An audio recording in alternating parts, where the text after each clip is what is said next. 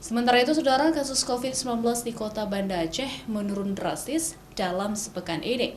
Hal ini terjadi karena kesadaran warga dalam melaksanakan protokol kesehatan lebih disiplin, serta capaian vaksinasi mencapai 75%. Kasus positif di Banda Aceh tinggal 3 kasus. Angka ini menunjukkan tren penurunan kasus yang signifikan di kota Banda Aceh, di mana pada bulan September kemarin, sehari bisa mencapai puluhan kasus.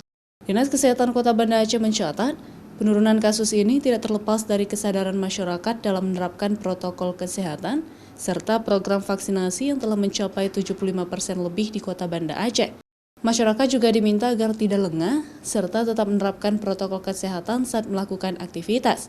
Apalagi COVID-19 belum berakhir, meskipun jumlah kasus terus terjadi penurunan. Penurunan COVID ini atau kondisi hari ini bukan dicapai oleh tenaga kesehatan, tapi hasil kerja dan upaya kita bersama, kehendak Allah, kita bisa mencapai ke zona kuning, dan kasus COVID hari ini per minggu kita kadang dapat ada 1, ada 2, paling banyak 3 dalam minggu.